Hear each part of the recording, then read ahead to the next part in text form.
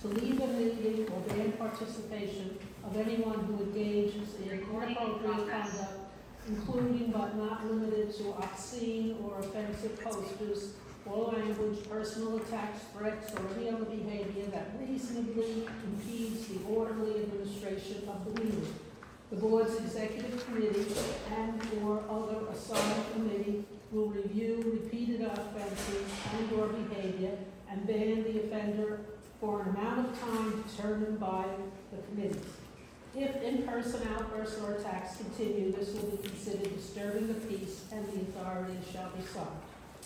All right, I'm going to start with attendance for the community members. Okay, Barbara Strong, I'm here. Yahira? Here. Okay. Chad Royer? Present. Thank you. Jean Hill? Present. Okay. Environment and Sanitation Chair? Betty Orson, present. Okay.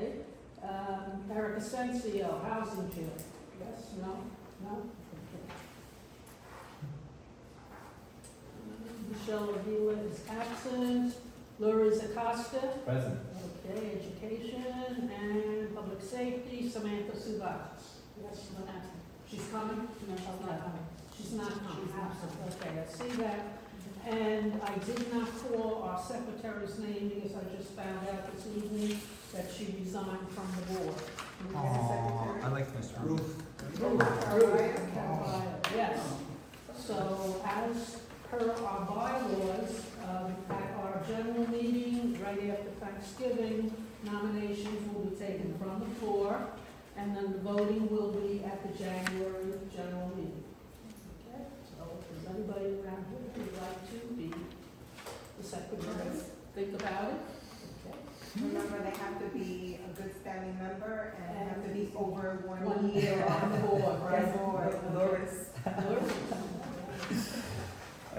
It's a great way to improve your writing skills, so maybe. You know what I did? I used to have a recorder, and then I would record all of the meetings, and then just go home and just fill it in, write notes as you go. Okay, the next item, That's the board meeting, review sorry. of our October minutes. I understand that they're still in the making, so we will pass on that for now. All right, District Manager? Yes, go ahead. Was those the same minutes that we didn't have last time? We had them in the last. Whether or not we did. No, we voted on last. We did, there was something, there was something, okay, it's October. Oh, Okay. You're thinking about Monroe, when we're on Monroe. Yes. That was the general. That was the, okay.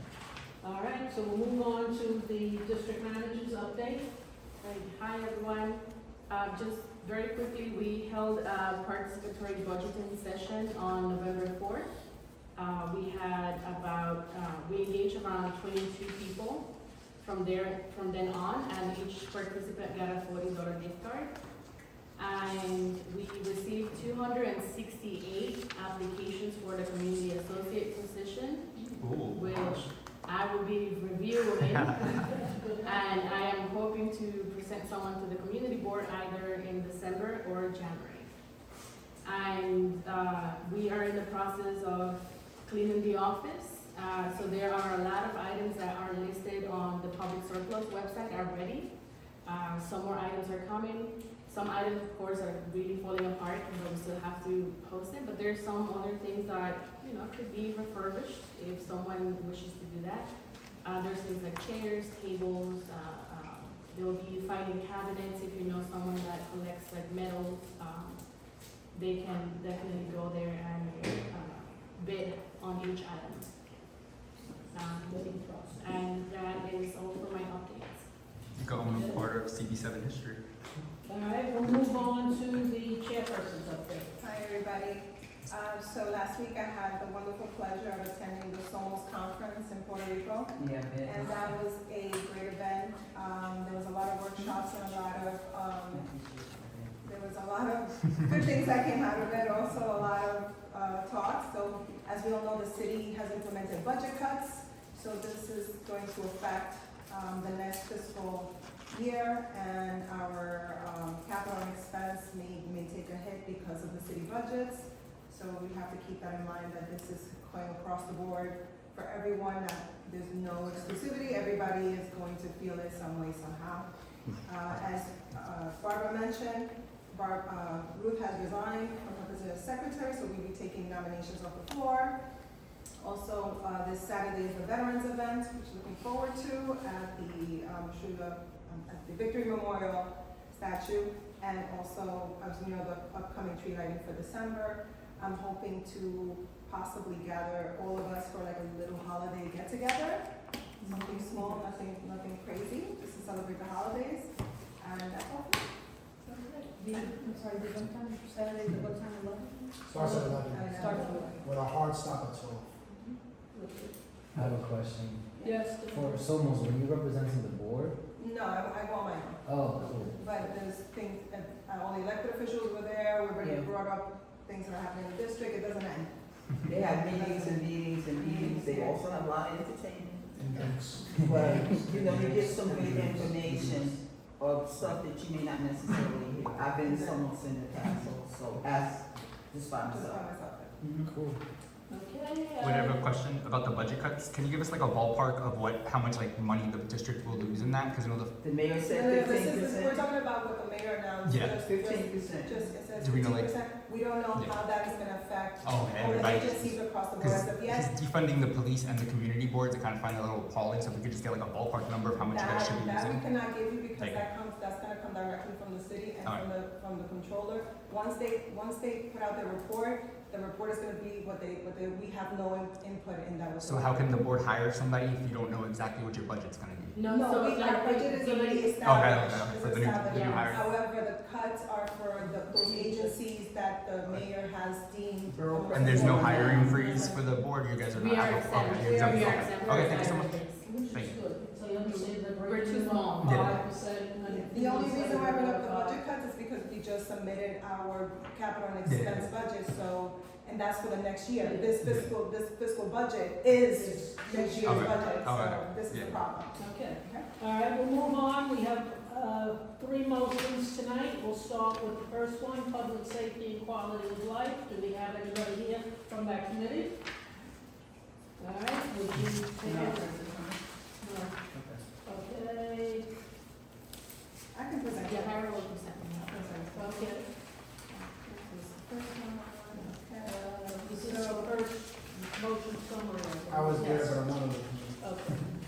So this is a motion titled Letter of Support to City Council to adopt Resolution 758 of the year 2022, calling for the City of New York to require every bicycle with electric assist, electric scooter, and other legal motorized vehicle to be licensed and registered. The committee bringing this motion is the Public Safety and Quality of Life. Who should the motion be addressed to? The City Council of New York. Recommended action, send a letter of support in favor of the City Council to move the introduction of this bill, Intro 750-2022, from the Committee on Transportation and Infrastructure to the full City Council vote in favor. I second your motion. Thank you. All right, if anybody wants to look at the background before we open it up to a discussion? Yeah. All right, look at the background that's listed on the motion summary page. Yes, go ahead.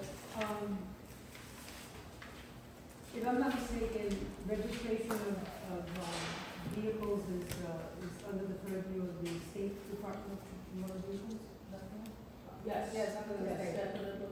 But the City Council can submit recommendations under any resolution to the state. Okay. All I mean, right. I don't want us to support something that then, like, you know, That's not- This is a No. big deal and a big topic. Oh, no, I Big understand that. topic. A very hot topic. And also, if you look at the background, it says that, you know, any other vehicle that's not required to be registered with the DMV, but this is appealing to be registered with DOT, so Department of Transportation, which is a city agency. Right, okay.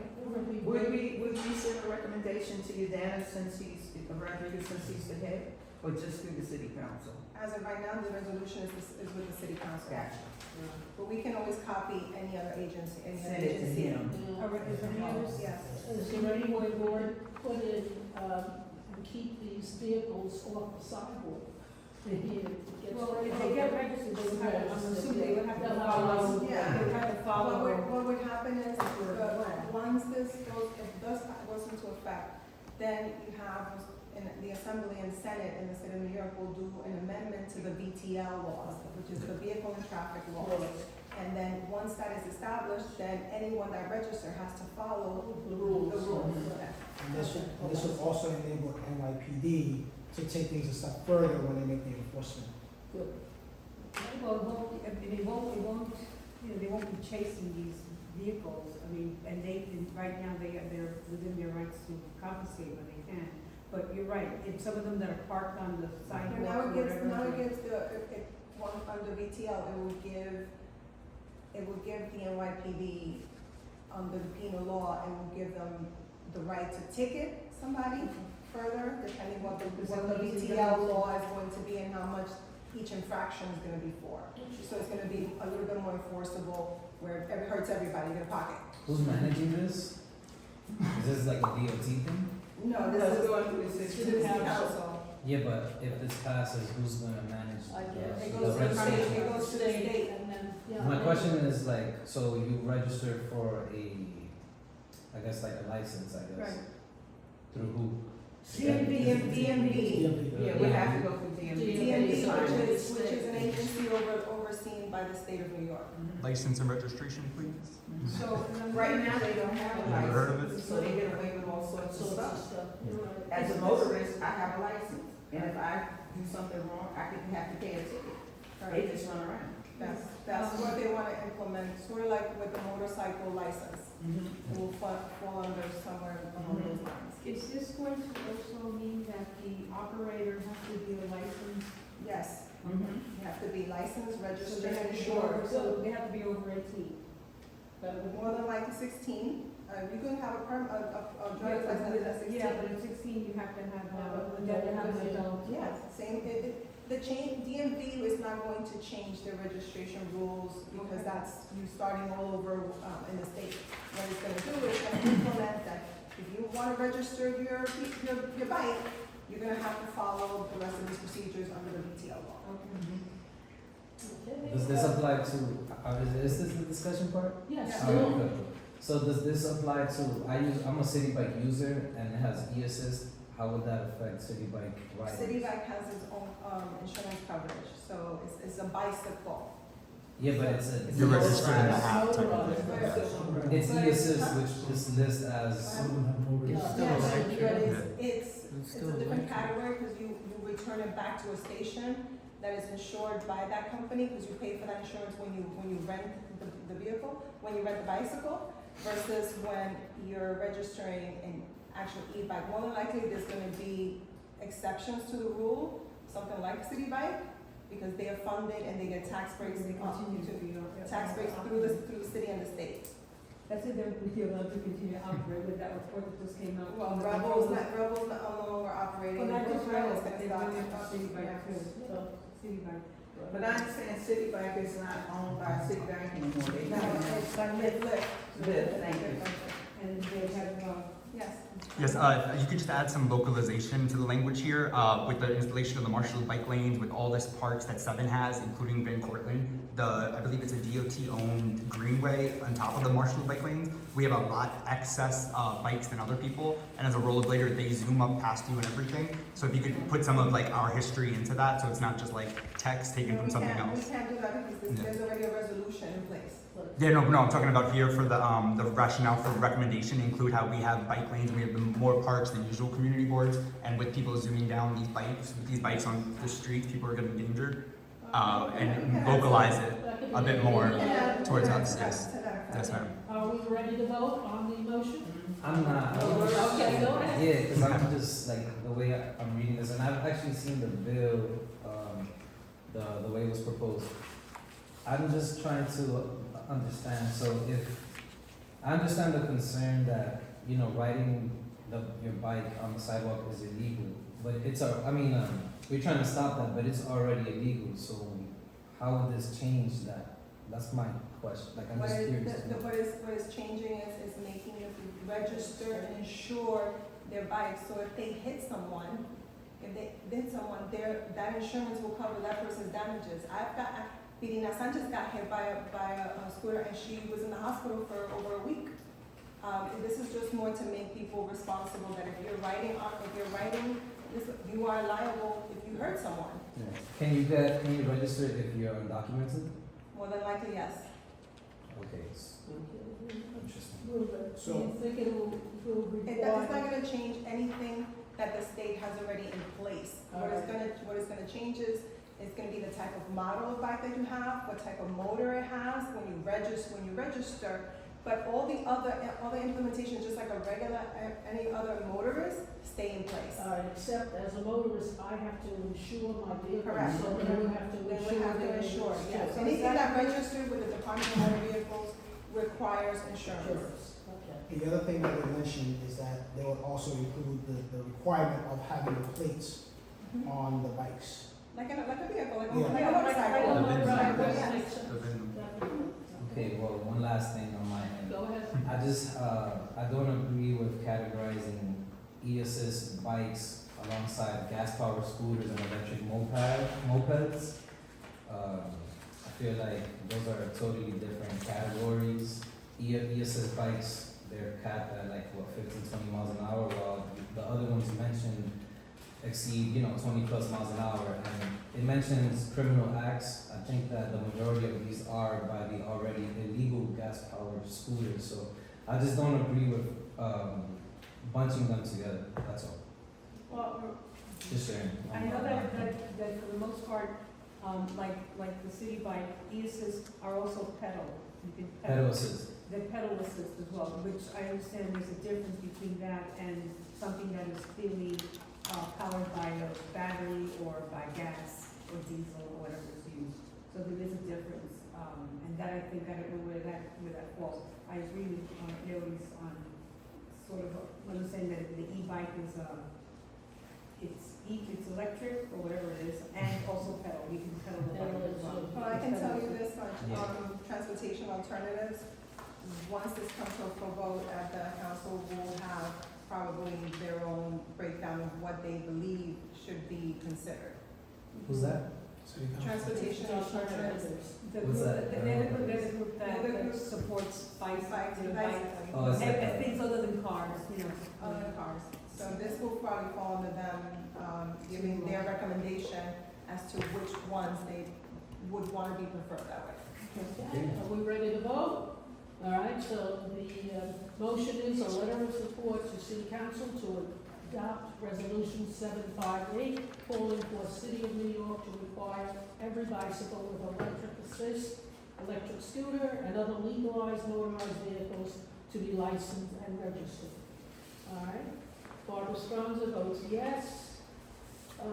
Yahira Arias? Arias votes yes. Okay. Chad Boyer? Chad votes absolutely yes. Okay. All right, Jean Hill? Jean Hill votes yes. Okay. Betty Larson? I vote yes, although I don't know if it can be registered, that I would like to see the removal of e-bikes as a category, but I would vote yes. All right, Laura Acosta? I vote no. No? Luis Acosta, no. Okay. The motion carries 5-1. All right, we move on to the second motion we have.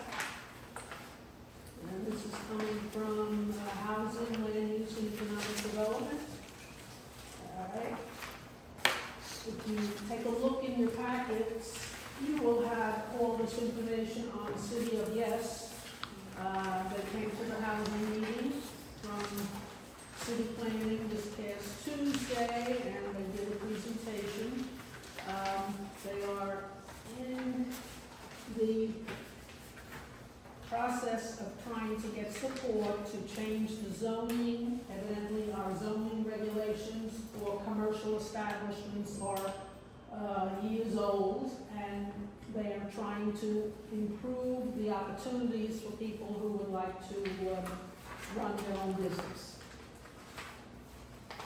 So at this point, they are traveling from board to board throughout the city and looking to get suggestions and also to get support before this is brought before the city council.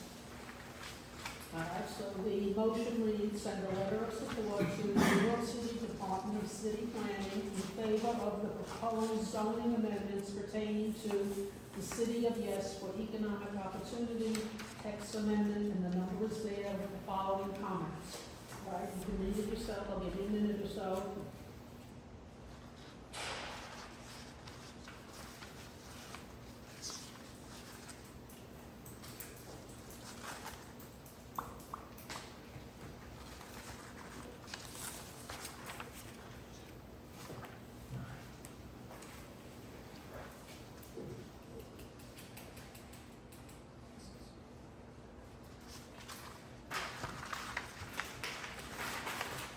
I think of some of the concerns we had. The, I have a question. the upper floor commercial. Oh, before No, we we have didn't. to second, I second the motion. All right, and I then have at a the question. meeting, oh, okay, if you just. So my question is this, so they're trying to encourage entrepreneurs, Mhm, but I have a case for you, Jerome Avenue. mhm. So you have one real estate person who owns a lot of the places up there, who keeps the rents exorbitantly high. How would that affect an entrepreneur trying to come into the area if that person owns most of the real estate on the avenue? Monopoly. Other than that, this meeting, if you take a look at the number 5, the upper floor commercial, they are pushing for even in a residential building, if someone wants to start certain commercial businesses on upper floors, that it would be legal. Other than that, I think everything here is really in the experimental stage, and that it will be changed and whatever. What's happening is that the zoning tax amendments currently on the books are archaic. They're over 60, they're 100 years old maybe. So what they're doing is now they're trying to bring it to the 21st century, and they've taken surveys and they've gone around to all these corridors, and this is what they're the mayor's proposing to become the city of yes, part of his plan. And that is to take certain things that seem non-used to try to see how people can actually take advantage and use it, and having these changes in the zoning amendment allows these things to happen. So it's more to bring economic growth towards these areas where you normally wouldn't have, or a few changes to things that we already have that need to come through the 21st century as well.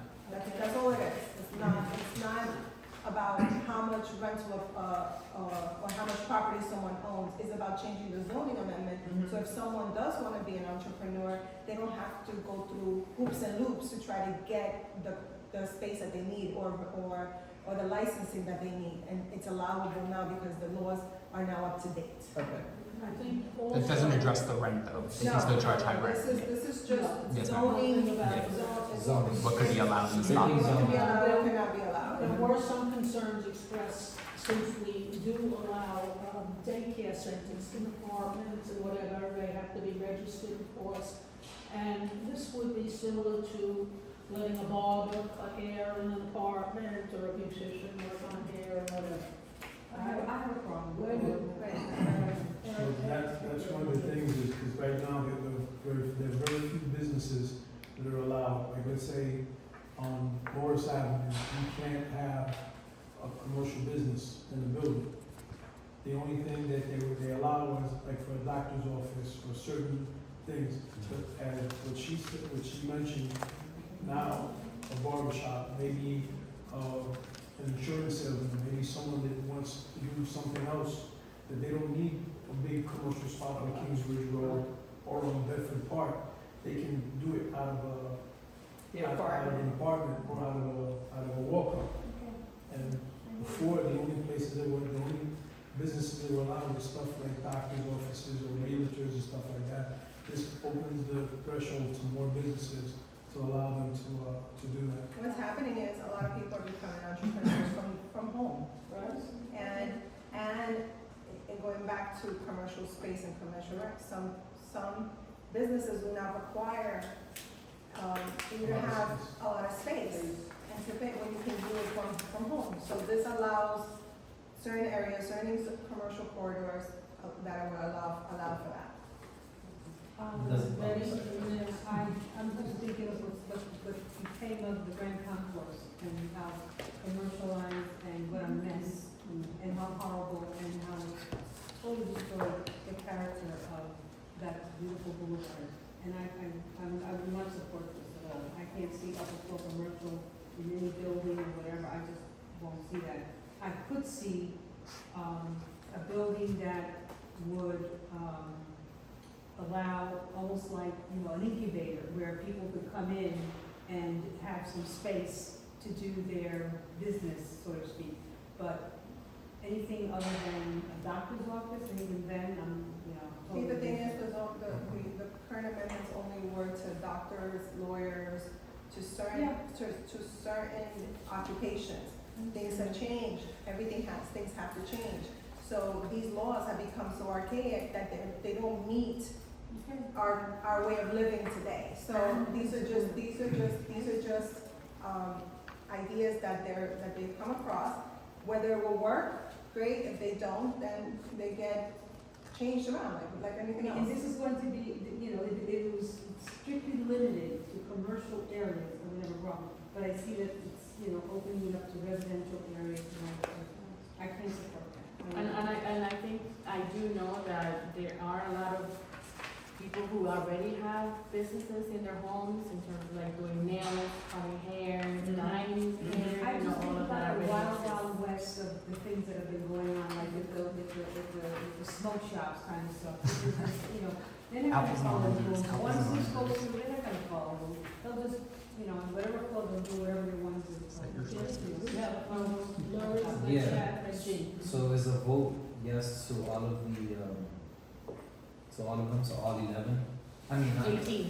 18. 18. Okay, got it. There were 18, and we went over each one of them one by one. There was a lot of discussion. Barbara, you were there. There was a lot of discussion on this. There was a lot. Things we were not in They favor were of. not in favor of. But we did decide on 5, 9, and 11 to have these specifications. Yeah, and personally, I see it as a very general outline to the changes of the zoning. I'm sure that by the time it gets to a vote in the city council or whatever, there will be many, many changes. And many groups complaining, whatever, about certain items in here. So it's a start to modernize, commercial zoning. Okay, Chad, go ahead. Maybe I missed this, but was there any discussion regarding the zoning that would update accessibility for folks who need a ramp or something?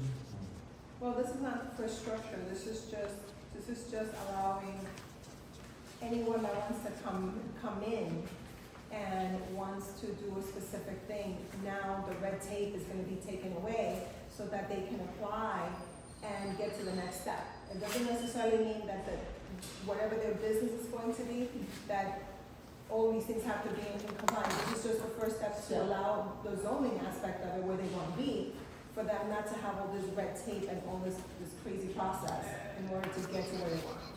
So, and I bring this up because let's say if a building happens to be in an area that qualifies for the zoning change, and yet the building has an accessibility issue, has that come up in any way?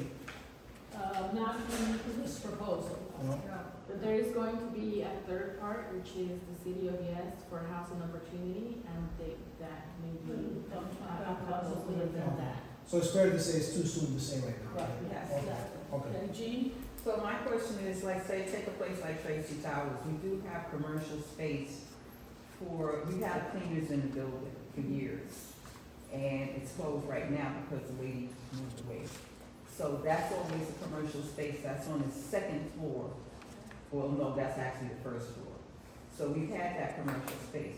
So now we're saying that, to Carla's point, that people on the upper floors who may want to start businesses in their apartments, the hairdressers, the whatever they do.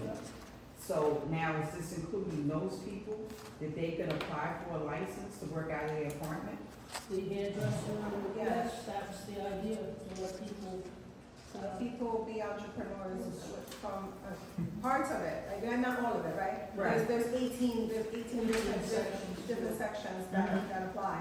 But one is to basically allow people to have access to become entrepreneurs, and if they started a business out of their home, they don't have all this red tape that they have to go through because the zoning it could be different.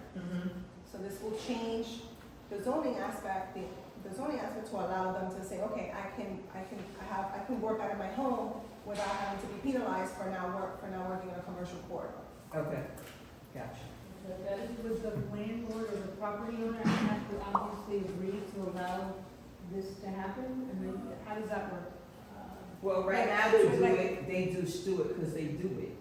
So there is no communicating with landlord. I know that they do it because people know stuff after a while when you live in an apartment. right. So I know your Howard's doing here, I know Carla's over there doing t-shirts. Somebody else has got a kitchen and they baking cakes, right. you know, so, yeah, they do all of Oh, this I stuff. know, yeah, they do. So they would have to, or if the landlord catches them, they would have to apply for, this gives them an opportunity to apply for a license ahead of time, rather than saying you can't do this and you need to stop or leave. Well, what it is, it's number 11, is allow New Yorkers to more flexibility to have businesses in their homes. But this is, it's not every business. No, It's not every business. There's probably gonna be a list of categories that can be. But not everything can be. And I'm going to assume that the property owner has some say. Well, it depends, it has to do with your lease, right? And before it wasn't possible because you couldn't do it, so it wouldn't be on the lease. So if you do run a business now, you have to be insured, in order to be, you have to be compliant in your lease. So the building owner has to now work that into your lease.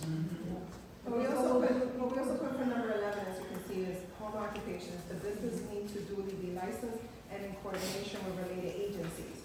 So meaning, when you apply for licensing, you put in all your information, that particular agency should be asking the questions, where is this gonna be? Is it an apartment, is it in a private home?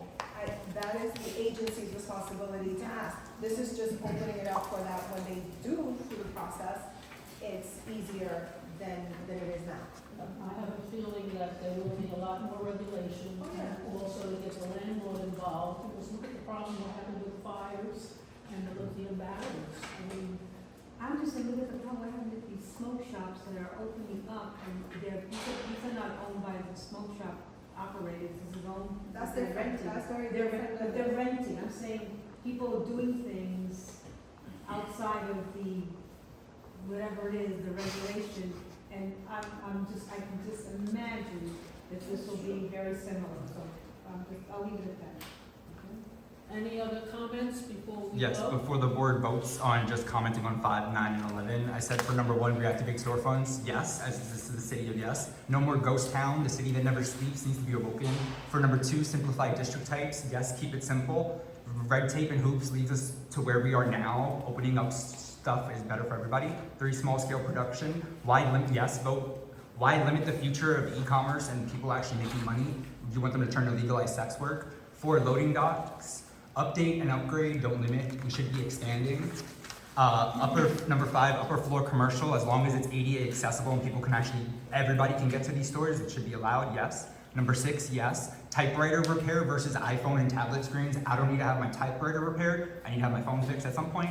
Urban agriculture, number 7. Will this be cash crops like cannabis and corn or potatoes? I don't really see people, once they get the rights to grow stuff, gonna grow corn and potatoes. There's no money in that. Number 8, life sciences, like fertility clinics. I again vote yes. Healthcare shouldn't be stigmatized, and with the hospitals in the area, we should be learning more. It is Albert Einstein College of Medicine. I don't really see much educational about medicine in the district. Number 9, nightlife. The average Broadway ticket is about $150 plus. That is completely unaffordable for the district. Expand the venues and you expand the culture for all, not just the rich. Number 10, amusements. As of now, there is nothing to do in the district for the families of the poor. putting something there that can actually entertain us instead of letting the kids turn to drugs and guns sounds like something we should applaud and welcome. Number 11, home occupations. With the birth of influencers and e-commerce and online business, why limited again? 12, yes. Think of more Fifth Avenue and less of the ghost town we have now. Number 13, why not? It's the city of yes after all. 14, micro distribution. Lots of this sounds good, but we have a lot of one-ways, so any kind of distribution center to help clear up the one-ways of actual trucks and double parking sounds like a great option. Number 15, campus commercial. Yes, when you can live and work without a commute, that sounds amazing. Think of all the time you can spend with your family instead of just working to pay your rent. Number 16, why limit businesses? Yet again, corner stores are iconic New York City landscape. Number 17, a better waiver process. We should be filming more in New York City. What happened to the arts and cultures? In Yonkers, there's 2 brand new film studios.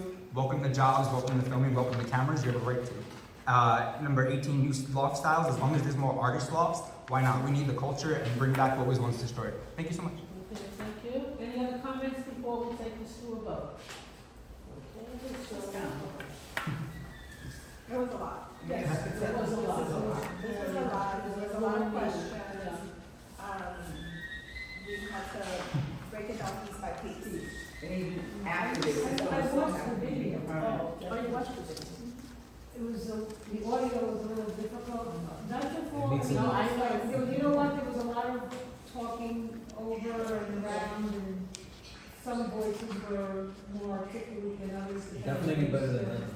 But it got me thinking, that's why I have a video on. It was also presented to Community Board 11 and 12 on their YouTube. The audio's fine. You could hear the full presentation for 11 and 12. It's basically the same information, but there's other YouTube links with the full presentation with good audio. Any other comments before we start the vote? Okay, so it's send a letter of support to New York City Department of City Planning in favor of the proposed zoning amendment pertaining to City of Yes for economic opportunity tax amendments. All right, to start, I have reservations, but I'm sure there'll be many modifications before this goes into effect. So I will vote yes.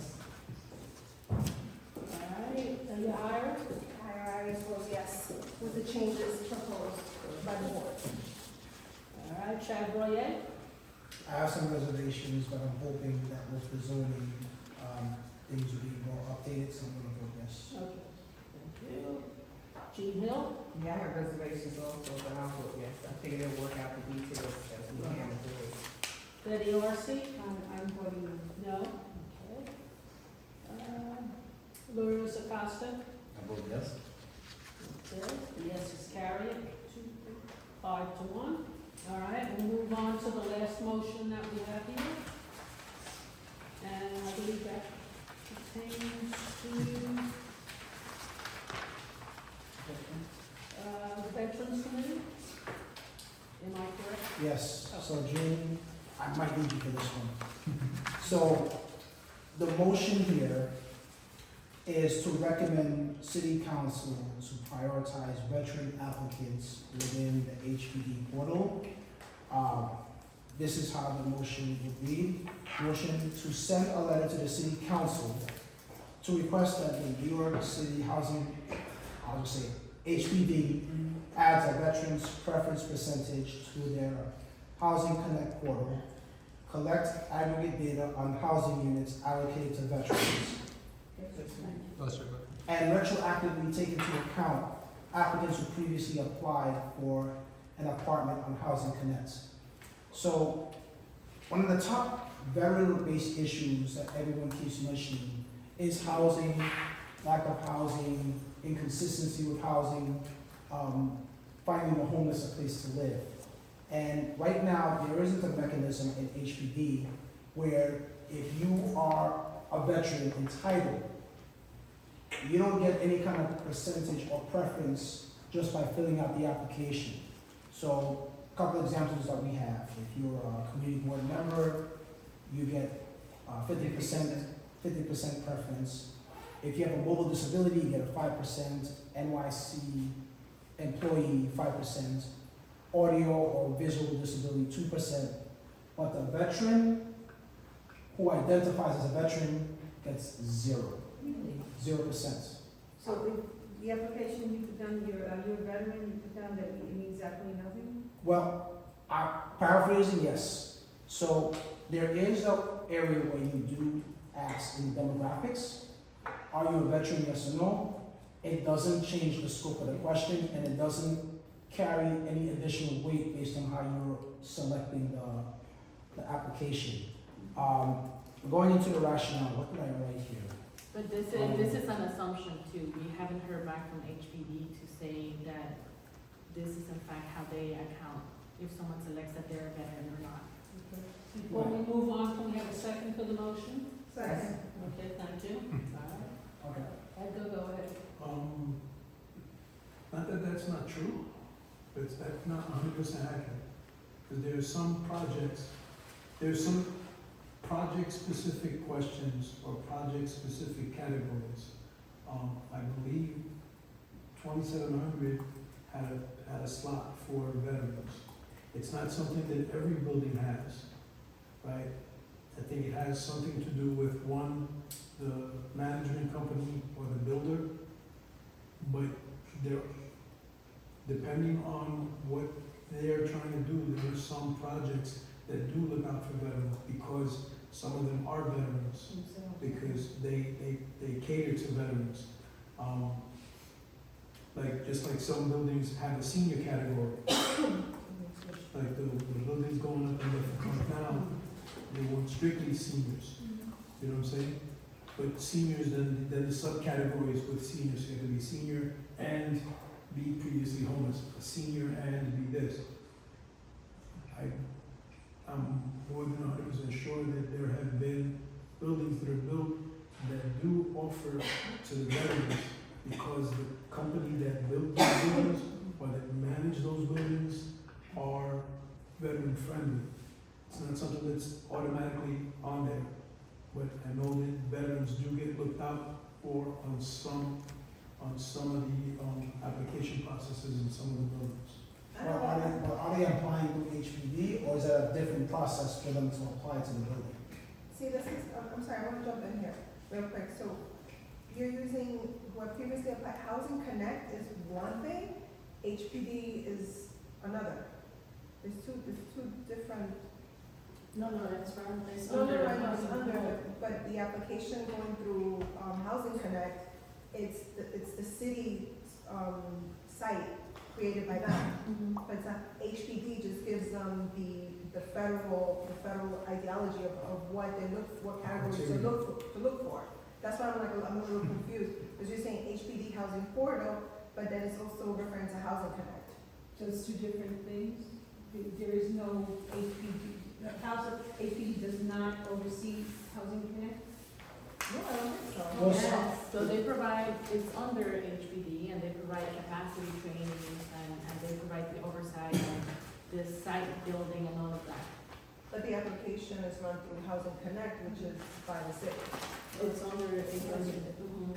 So how we got to this, we asked the question, it's a few veterans who are familiar with the portal, and one of them actually has a profile, and he actually tried to apply and make changes, and it was based on this discovery that many of the folks have mentioned that this provision doesn't really exist.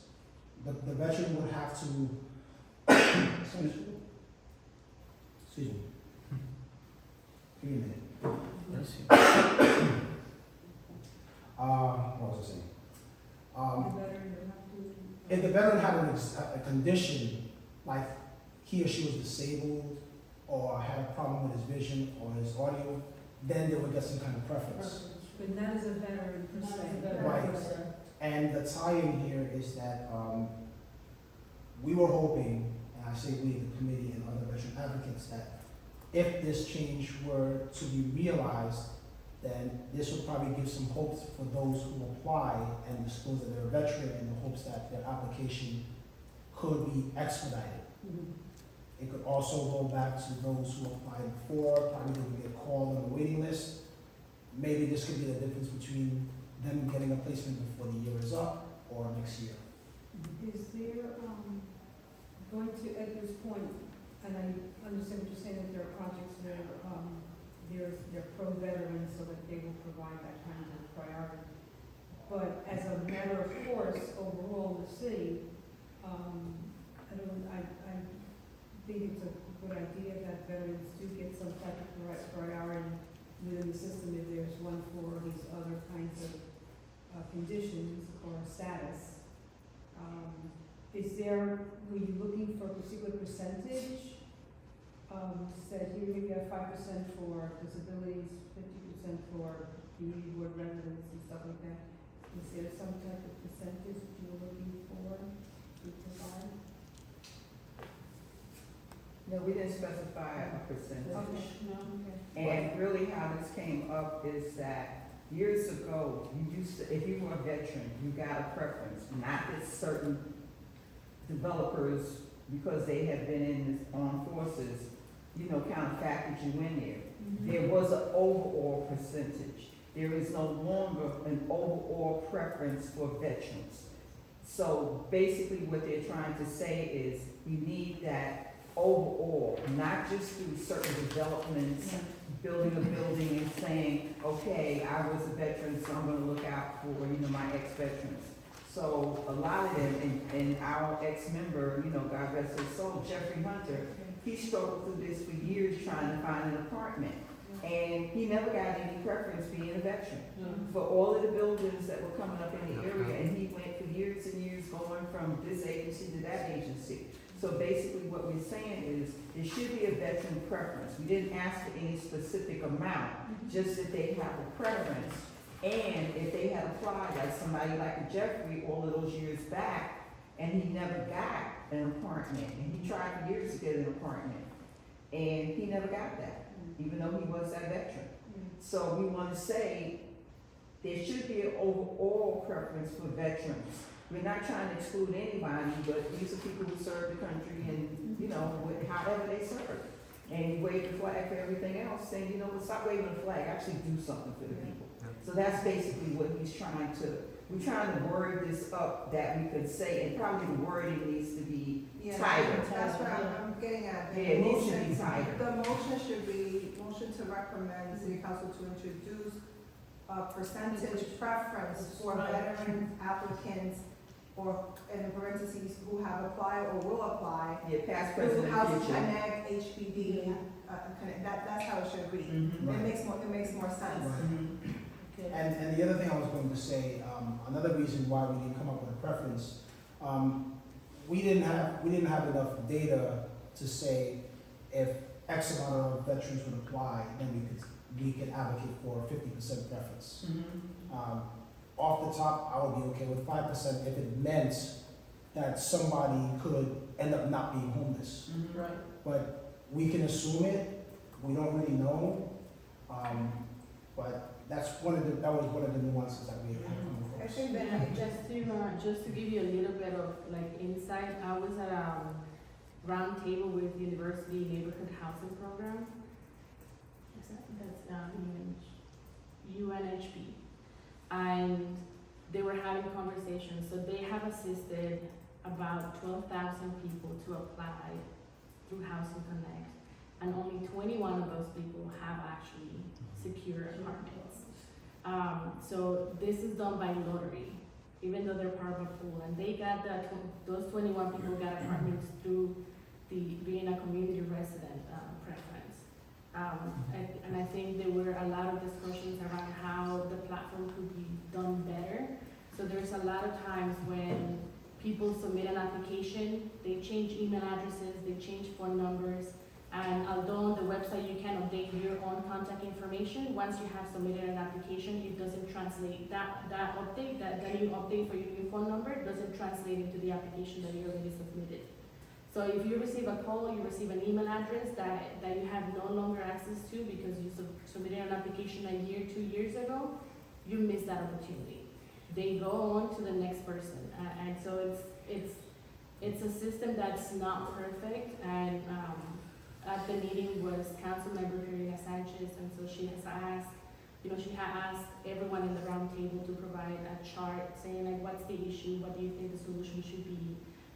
So if maybe us as a community board can start thinking of maybe providing that feedback to her as well, so that way she can innovate it forward. That's good. Also, I mean, like she said, the University Heights program, there are other programs, there have been programs, some of the buildings that came here, because a lot of times they look at the prerequisites that are listed on the paper as to what, these are prerequisites, X, Y, Z. Financially this, you know, and there's some people that don't fill out the paperwork properly, right? For whatever reason, money's not looked at the same way, sometimes child support, and some of the, some people with compensations, right? Like if you go out on disability, that's not considered an increase, that's not considered a salary, right? So it's not taxed the same. But similarly, when you fill out those Housing Connect applications, they're supposed to be a certain way, and people don't know that. So sometimes they price themselves out of certain apartments that they would or should be eligible for, but aren't because they don't know when they fill out the paperwork, oh, I'm not supposed to count that money, or I'm not supposed to count that. So, you know, it's kind of important with those Housing Connect people to have a better explanation of their service, you know, something to help. Because like I said, we've had services come and people that would normally not be, you know, according to my tax record, I'm not eligible for this apartment, all of a sudden now they're eligible, and, you know, and they can be housed rather than be homeless, I just think that unhoused. the motion should be reworded, to, you know, introduce a percentage preference for veterans. That has to be on the top of this motion so that it's what we're looking for, it's what you're looking to happen. So the rewording of the motion has to change. Will it also, if you're going with that along, but what I'm saying is it should be stated the HPD housing portal, or is it the HPD or whatever Housing Connect portal? I would put both, I would put Housing Connect / HPD housing portal, because if it's all in the same umbrella, I would just use that. So I would say, motion to recommend, city council to introduce a percentage preference for veterans, for veteran applicants, and I put in parentheses who have applied or are applying within the Housing Connect / HPD housing portal. That's how I would word this motion. Because then it makes Because sense. the wording has to be tighter, and we knew that it needed adjustments to how it read. And I like the point of coming up with the ways in which to make the actual platform a lot more. Yes, there were a lot of, so, yeah, at the round table, you had people who have been applying for Housing Connect for 10 years. And you had also housing assistant providers, and they basically explain how people are facing a lot of technological issues as well. And just assistants putting all of these applications together. And then there's housing ambassadors, but because the demand is so high, the supply is not enough. There's just not enough people to help.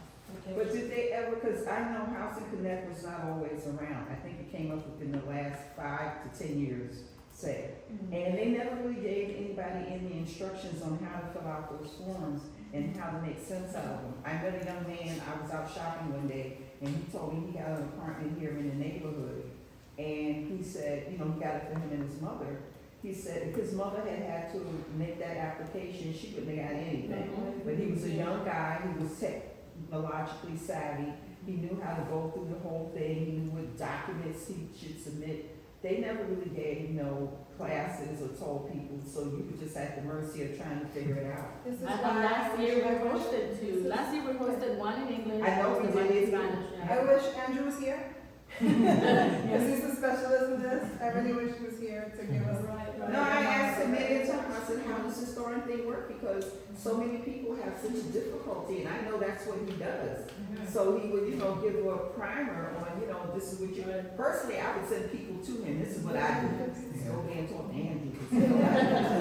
Okay, before Yes, we go sorry. on, will you accept the changes to the I'm okay with the motion? changes. Rewrite it. All I'm okay right, with to it. rewrite it, Yeah. and do we have a second I'll on s- I can't Can I see. comment before you guys vote? I had my Yes, hand up wait for a a while. minute, wait a Yes, minute, I ma'am. need a second. I'll second. Okay, thank you, all right. Yes, Go as somebody ahead. who sat through a good 3 to 4 supportive housing, when they come to the neighborhood, we would not prefer crackheads over veterans. I kind of find it shocking that there's never a veteran, senior, LGBT housing project built in the district. Where's the patriotism? Only till a few generations ago, soldiers could use their GI Bill to actually buy a house. Imagine buying a house on the GI Bill today. With the cost of New York City, they can't even afford to get an apartment, you're telling me. S7 is the home of the VA and the Bronx Victory Memorial. You guys should respect and honor those who have served for you to be here today. Our neighbors should be heroes, not drug addicts. Thank you. Okay, any other comments on this motion before we vote? All right, so the motion will read, to recommend to the city council to synthesize. To Introduce a Oh, percentage. introduce a percentage of Preference. preference for veteran applicants. You know, Who have applied or are applying. Or are. Past and present. You Yes. gotta put past and present in there. You say that people who have applied or are applying. Yeah. Yes. And the HPD housing portal / housing connect. Yeah. Okay, sounds good. All Sounds good to right, me. any other comments? No? Okay, so we'll take a vote. Walter Strother votes yes. Yahira Arias? Shahara Arias votes yes with the new language of the motion. Okay, thank you. Chad Boyer? I proudly approve. Okay. Jean Hill? Dean Hill votes yes with the changes. Thank you. Betty Arce? Mayor approves with the changes. Marisa Costa? Larissa Costa votes yes. Okay. The motion carries. 6. I just want to say thank you guys. Because So thank you. because No. I wish Jeffrey was alive to see that we had at least gotten this far. Oh, right, it's needed. It definitely is needed. It was interesting Yeah. that this morning on NPR, they were discussing in another city, in Los Angeles, the whole issue of homeless veterans. I'm gonna send you the podcast. I think you'd be interested. I'll gladly listen to it. It's on the NPR podcast, so it was on the radio. It was on the radio, but I think it's on the podcast. It was very good because there's a place in LA where it was supposed to be for veterans housing, and it became a lot of other things other than, And they're all on the street. right. They really Well, are. that all comes to light, that all comes to light because the Democratic, they're having a convention there, and now all of a sudden, because of the convention, they're cleaning up the streets. Yeah, and all yeah. this, they're doing that. So they're hiding, like, the homelessness and all of that, and so all that stuff came to light because of, they're like, Good these reporting. people are here, they're trying to say, oh, everything is great out here, no, it's No, not. it ain't, because I've been out there, no, it ain't. And- But that's not the only city, because Seattle is the same. Yeah. You have to watch yourself going out in Seattle at night, Yeah. because now homeless people all come out in those areas, and you gotta be in your hotel by then, you know. I so think it's every city Has it. and every state has their own. Affordable housing crisis. Yeah. They have their own prices. Ours sometimes is a little bit more unique because we're a melting pot. Mhm. Some places are not a melting pot, and, there's just, It's more glaring. yeah. But it's, the whole issue of, veterans, people who have served, many of them who have sacrificed and are, have really been damaged by the service that they, whatever theater they were in, I and forgot. not to be able to have, Mhm. a place to live and to be treated as they are is really a shame. So, anything we can do to make that better and, show our appreciation is important. Okay, thank you. We'll move on to committee reports, budget, personnel, Oh, and wait. ethics. Jean, please. New business? Personnel, we are meeting, next Monday, which is the 20th, I think. Yes. Monday.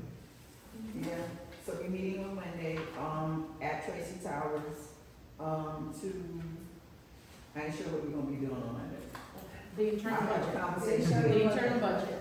Okay, the internal, That's Carla. right, you said the So, internal. according to Carla, that's what we're gonna go over the internal budget, and, we have money that we're working with, and we have events that are coming up, our tree lighting is coming up, and I don't know if we have anything else planned beyond our tree lighting.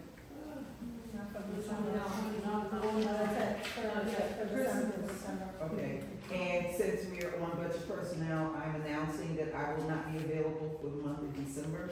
I thought that, our general board meeting would be later in the month. And I see we, on the calendar, is around the 16th, so, the 19th, whatever day it's on, I will be gone the whole entire month of December. Okay, good, I know. Yeah, Asian. Asian. Thank you. Oh, I have a question. Sorry. I'm gonna ask each committee this, so I'm just gonna do it for now. For the record, with Thanksgiving and the Veterans event coming up, is your committee for or against the pride flags at Marshall Parkway's Bronx Victory Memorial? Have you and your committee discussed this issue or any other LGBTQ issues at large? Have you or anybody in your committee even attended a pride march or have any connections to the LGBTQI communities in your personal or professional lives?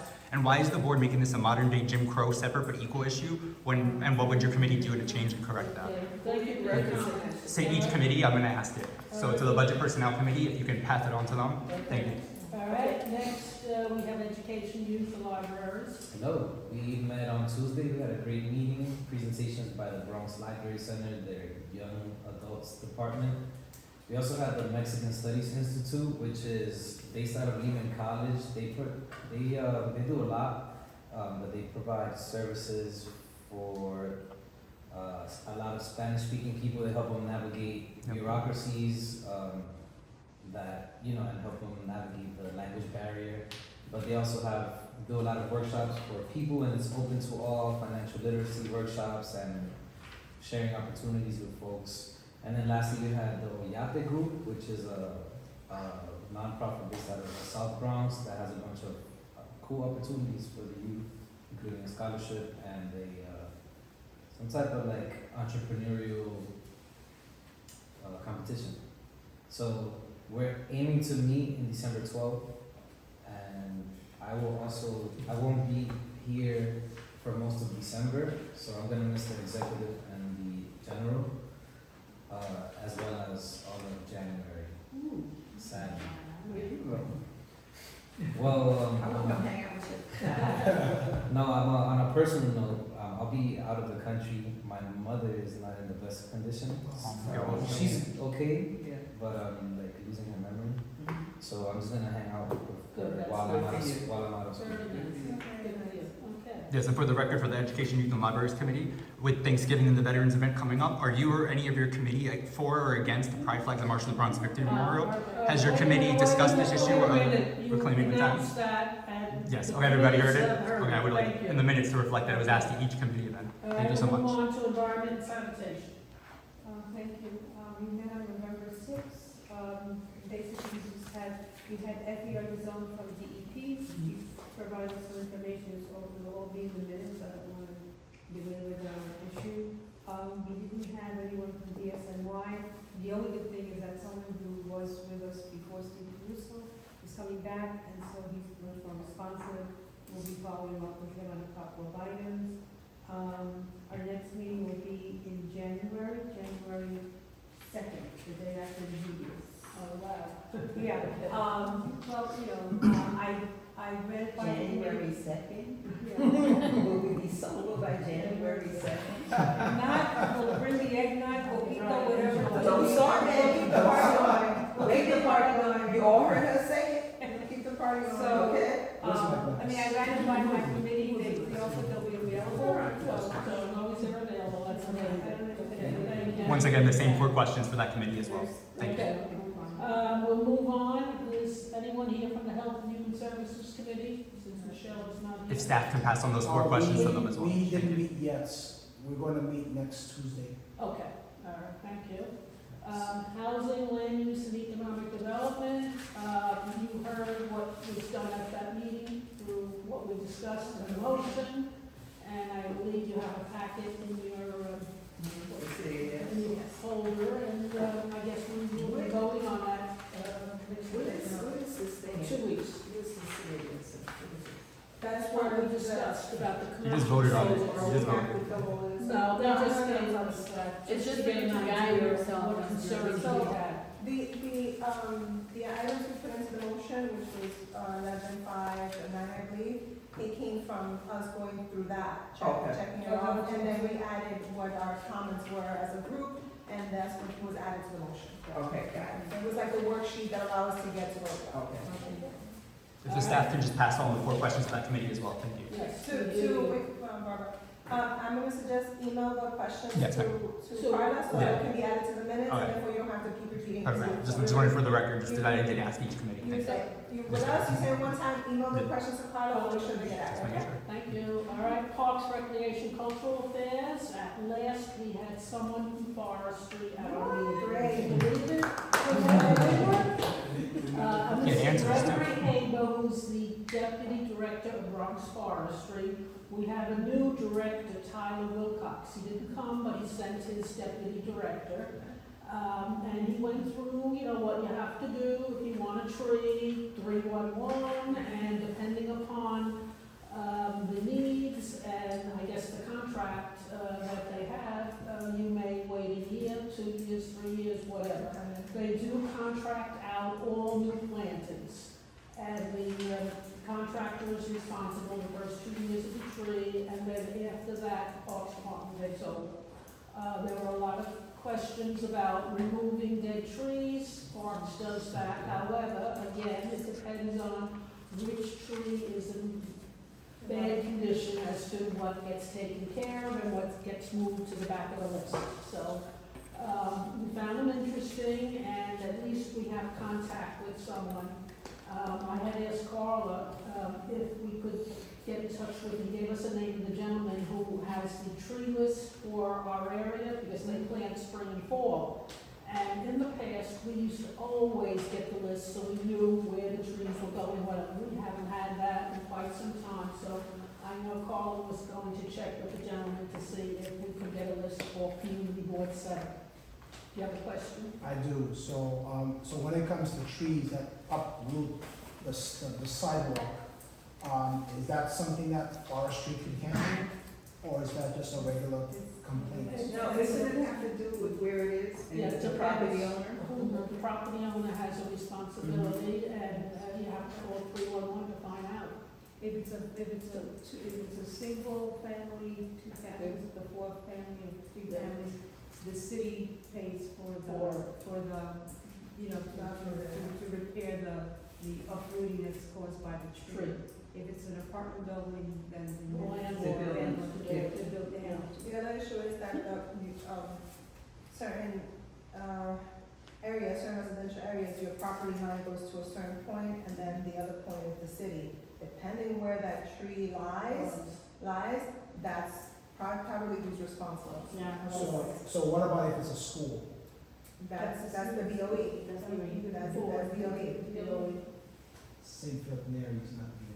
What is it? St. Philip So Neri. that's- No, That's that's your diocese, they are responsible. Is it a street tree? Is it in the tree pit? They're Because responsible. because I don't know if you walk by St. Philip Neri Yeah. is a big tree closer toward the north side where the Is that what sidewalk. concourse? On the concourse. The tree pit? Yeah. Yeah, where the sidewalk comes up like this, I've seen and you that. can, Yeah, you can call, that's the archdiocese. Yes, the archdiocese. No, we have one in front of Tracy Towers, and it's broken up from the sidewalk, and you have to be careful. But it depends on the line of the proper lines at what belongs to Tracy and what belongs to the I'm city. pretty sure that's Tracy, because I Tracy. had that conversation. is it your opinion that we should contact the school first, or just make the 311? 311, they'll find who they have to contact. Barbara, where's Joe? Joe's not there anymore, you call somebody name. Oh, Joe? Yeah. Mary? He's there, but he wasn't able to attend this meeting. Okay, you know, I'm talking about the hedges. Oh, okay. Put it on my agenda the next time. Let me ask you a question, 'cause I know there was some publicity in reference to the Bronx getting cuts. Prior to Mayor Adams making his, announcement about the budgetary cuts for next year, there was a comment about the, forestry program getting cut to the Bronx before that. Yes. We asked him this, and there are only 2 crews with 3 to 5 crews. Right. So, That's you another know, program. that's why you don't see them very often, and we have so many trees that need help. They usually do a 3 years and a 7-year cycle. Right, they No, go that out.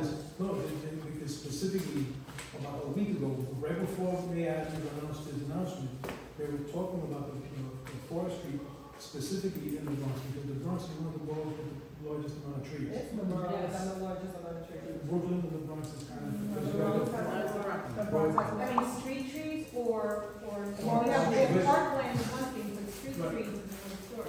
Like I said, I know they were making a comment in reference to the Bronx being greatly affected by that because of the amount of trees that we have and not the amount of staff that we have. in Right, order I to- agree to with that, maintain the and trees. you mentioned that, and, you know, hope for the best, Right. because we don't have too many people out there. Well, these budget cuts are gonna go. No, this was before the budget. But now,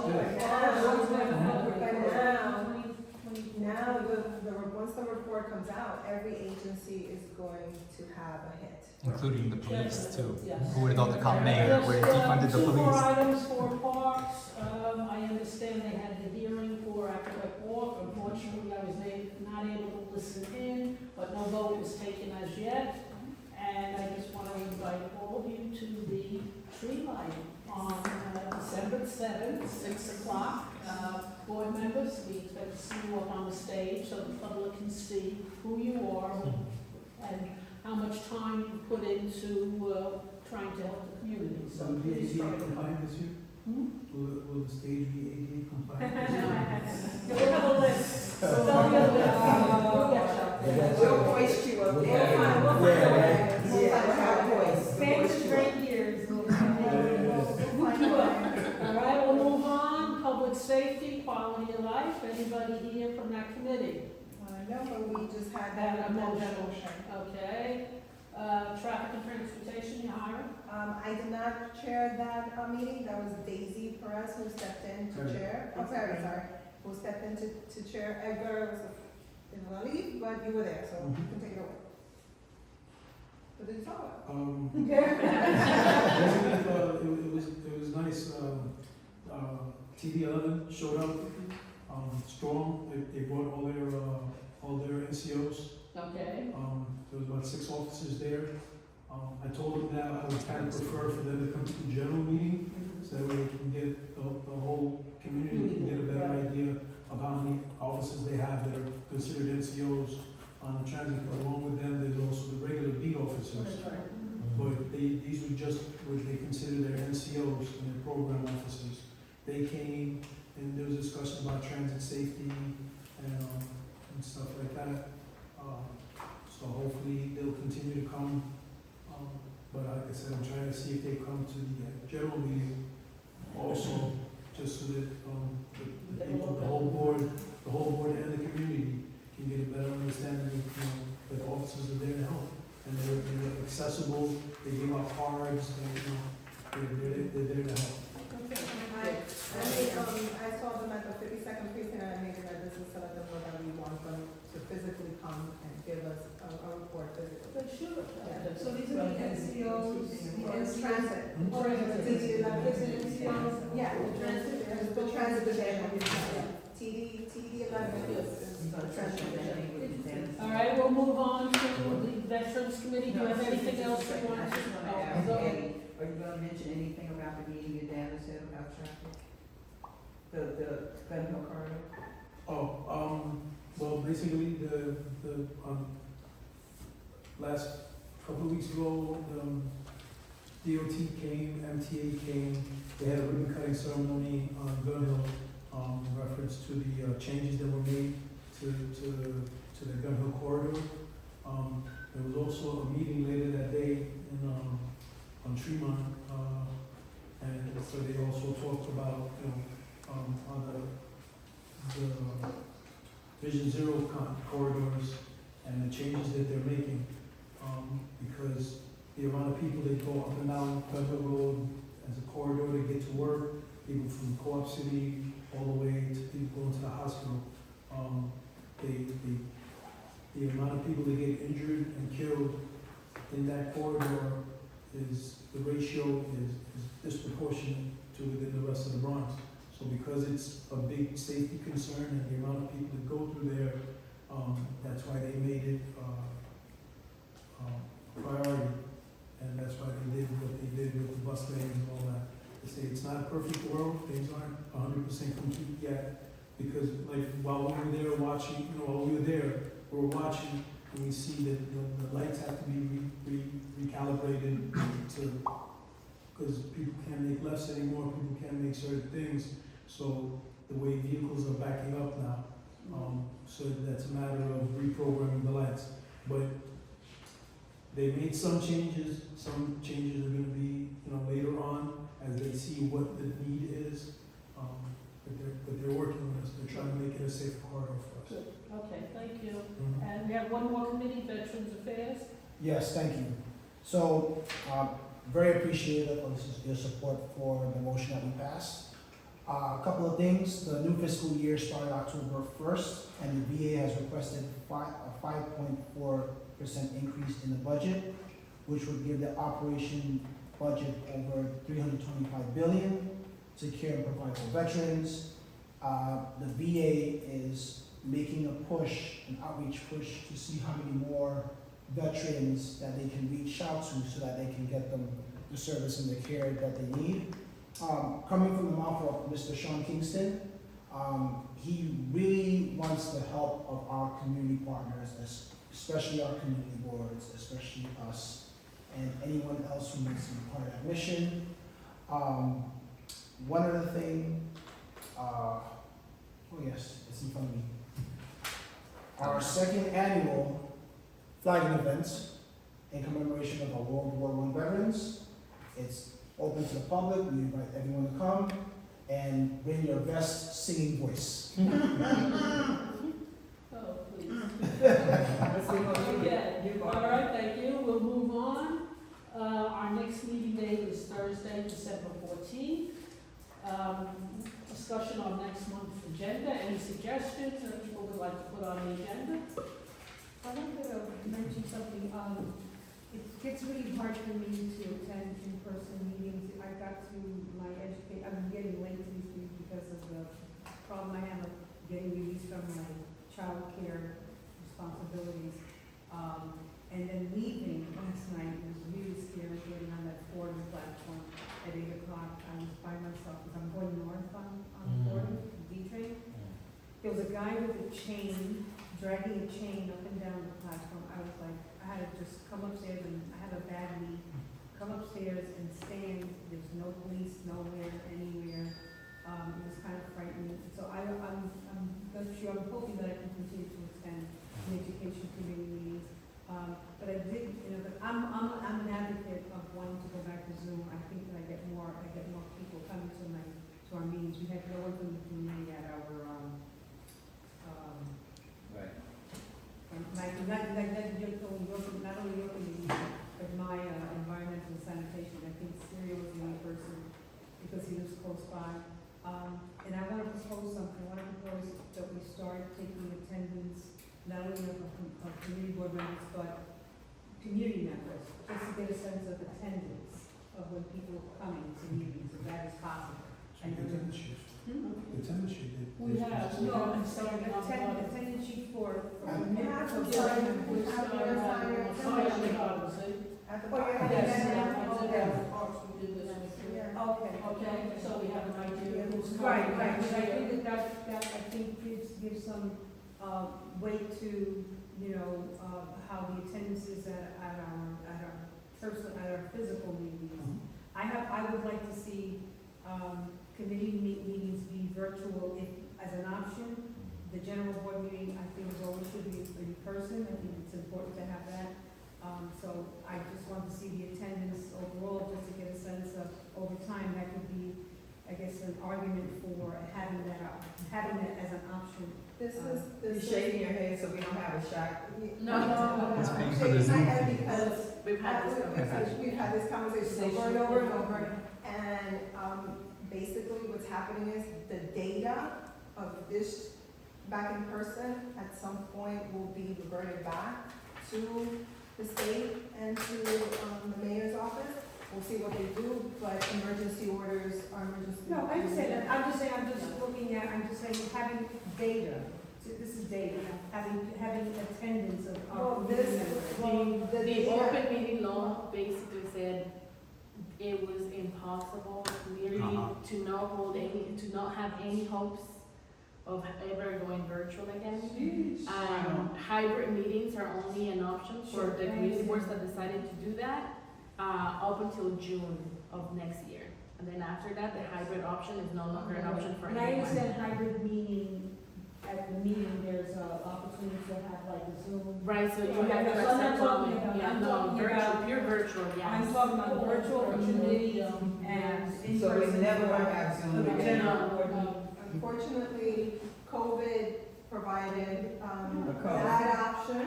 Right. We got comfortable with it, we saw that it was more Okay. participation. Way more. Unfortunately, Yeah. now, we're Well, like I back said, to. I would just like to continue with, at my next meeting, I will have my, community members sign in.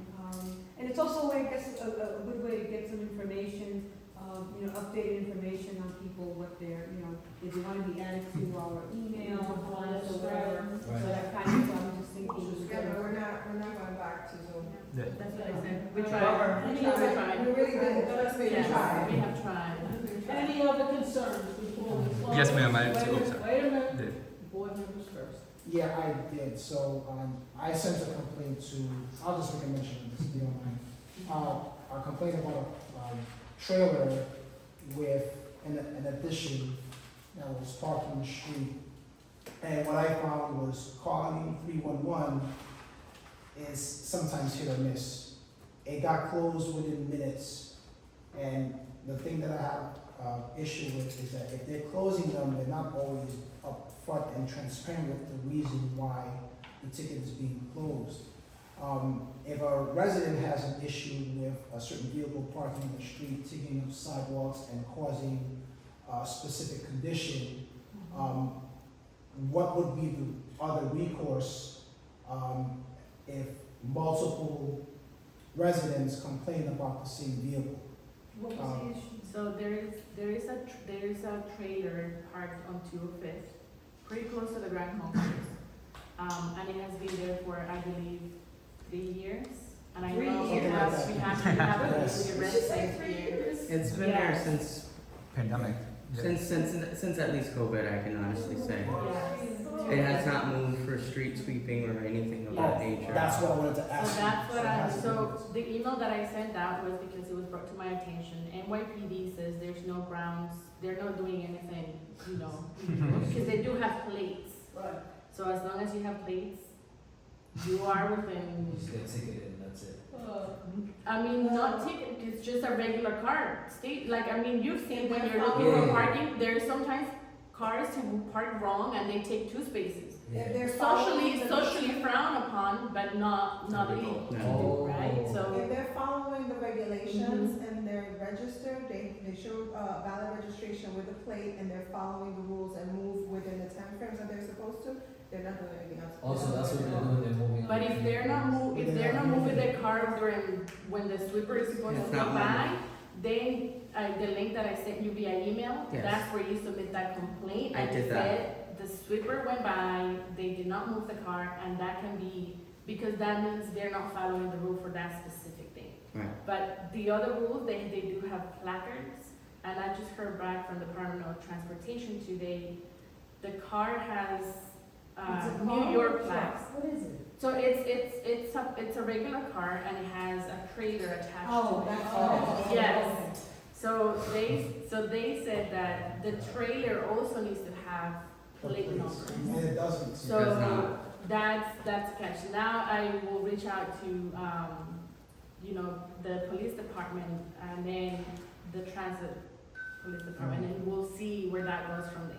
I appreciate Also, at the it. general, we can ask Alina what's happening with the 311, because she did tell us at the general that 311 is being revamped. Right. And she did make that announcement, so we Yes. can ask her what the status is of what's happening with 311. Good. Yes. But that's the update, but 311 is the way to go, that's where you submit, people are looking at that data, and when they look back, they look at how many 311s have been submitted. Sometimes if 2 of your neighbors are submitting a complaint for the same thing, one gets closed, because one is already open. That's right. But if you don't get, yes, I know, it doesn't really It's not track. right, because because they're then you're not But- tracking, that 5 people have been made a complaint. And then the person who makes the call doesn't know the reason why it's closed. Right, right. No, they tell you. Not if it's duplicate. Yeah, no, they tell you. They say That it's someone duplicate, already, yeah, they yes. said the, No, Someone they'll say already- it's a duplicate complaint, but then they don't tell you the outcome, right? that's Yes. what I'm saying, yeah. Yes. But Carla, let me ask, so Dennis Rodriguez, who's the head of the DOT, why can't you jump in him? He's suing the Board of Ed right now, so he'll be. No, I know he's suing for his own stuff, but In since terms he's of- a head, I mean, my boss used to tell me, go to the horse with the biggest head, go to the head. Okay, He's so- gonna delegate to somebody. Yes, and then It's it's all a- gonna go back To to the people the. he's- and we might not get a response right away, maybe I'm gonna response in 2 weeks. I wanna see these Or guys do 3 more weeks, like or 4 public weeks. and so. And so it's best to reach out to the person 3 that will years? reply back with an That's great. It's getting late. If I could just- Yes, so we'll follow all of that. Yes, ma'am. Thank you. 2 minutes. Yes, I'll go quick. Fortunately, Zoom ended, but unfortunately, Zoom ended, but fortunately, transparency and accountability on the board is up. Members weren't even turning their cameras on, at least we can see you now as you serve us. If the board can tally, similar to what they said before, if the board can tally exactly how many members of the public are in attendance in the minutes each month, because now we are signing. When I first came to the board's in-person meetings, I was told to sign, and I was told I couldn't sign. Now I'm being told to sign again. So as such, I would like to see that reflected in the minutes within the open meetings law, because even today's agenda was posted a little bit too late. I believe it's 24 hours prior. And then also, at the November 2nd joint borough board meeting, census data was discussed and shown. Can CB7 request this from any and all data on the LGBTQI+ community here, as well as the veterans, to better address what today's issues were about? As the presenter said, she would come to the board and present and helps gather information if you need the help with the data points. I could not find that specific census data, I believe because it's a bit more sensitive. It would just provide Bronx, LGBT at large, but if you can get either version of just the district or at large due to that sensitivity, so board members can be trained, and if you can request the census to come here and present that data as well, so we can better reflect what's actually happening in the neighborhood with the veterans and everything else as well, final tally. Any other concerns before we close the meeting? Can I have a motion to close? I'll second. Okay, second, all in favor? Okay, thank you for your cooperation. Thank you.